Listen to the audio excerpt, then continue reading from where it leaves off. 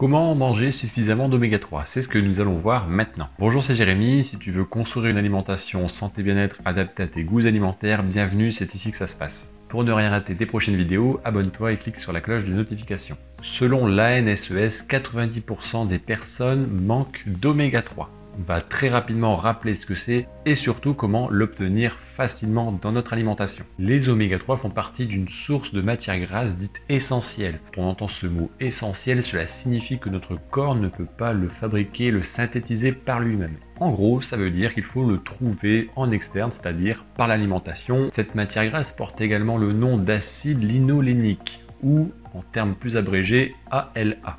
Pour continuer avec cette théorie, cette ALA se décompose en deux sous-catégories, EPA et DHA. Certains aliments vont donc être composés de ces différents intitulés. Mais ne t'inquiète pas, attends de voir la suite, on en parle juste après. Pour terminer quand même, pour comprendre à quoi servent ces différents éléments et ces différents noms, l'EPA va être en charge de lutter contre la dépression, mais également les troubles de l'humeur et également la protection du cœur et des artères.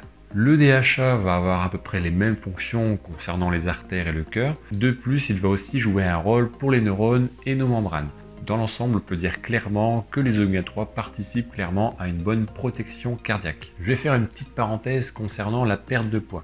Il ne serait pas judicieux de limiter la consommation de matières grasses pour justement perdre. Parce que là, on voit très clairement que les matières grasses ont une utilité. Toute l'idée, c'est de réorganiser, de revoir le type de matière grasse que l'on consomme. L'action est là. Alors, clairement, aujourd'hui, quelles sont les quantités qu'on nous recommande de consommer?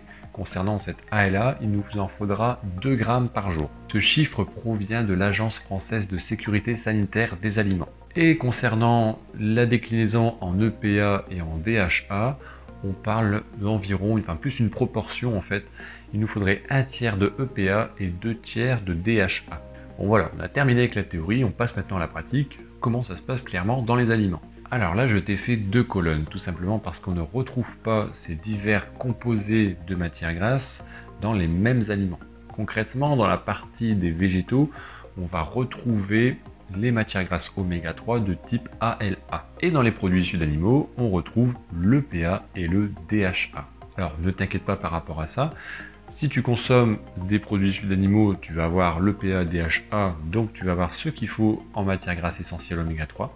Et si tu consommes des produits issus de végétaux riches en ALA, ton corps va savoir le synthétiser en EPA et en DHA pour être utilisé dans ton organisme. Dans tous les cas, les produits que je te présente maintenant sont bons pour toi. Commençons avec les produits issus d'animaux, et là je te donne la liste des principaux aliments qui en contiennent.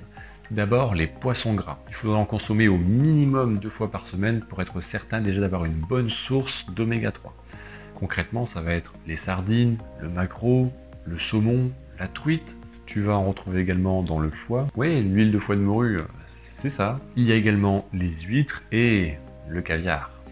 Donc tu le remarques très clairement, on retrouve ça principalement dans les poissons. On peut en retrouver également en quantité intéressante dans les produits issus d'animaux, mais il faut que les animaux aient mangé des aliments riches en oméga 3 eux-mêmes. Pour nous, il faudrait également consommer ce type d'aliments. Très clairement, le plus intéressant pour nous, ça va être le chia, qui peut être utilisé sous forme de graines ou sous forme d'huile. Ensuite, très intéressant également, on va retrouver le lin sous forme de graines ou d'huile également. Et je te fais la parenthèse tout de suite, les œufs du label Bleu Blanc Cœur proposent une alimentation à leur poule, justement riche en oméga 3 et généralement c'est en graines de lin.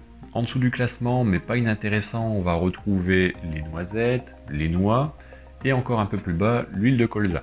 Alors concrètement, il ne faut pas manger des poissons gras tous les jours. Par contre, tu peux alterner, comme je l'ai dit, 2 à 3 fois du poisson gras par semaine, pas plus. Et après, le restant, les autres jours, tu peux profiter de consommer régulièrement des huiles de noix ou de colza. Et pourquoi pas consommer des graines de chia et de lin dans tes préparations, dans tes recettes. Et si tu respectes ces informations-là, tu peux être certain d'avoir une quantité, une proportion d'oméga 3 suffisante dans ton organisme. J'espère que cette vidéo t'a plu, tu peux t'abonner si tu ne l'as pas encore fait, et nous on se retrouve pour une prochaine vidéo. Porte-toi bien et à bientôt.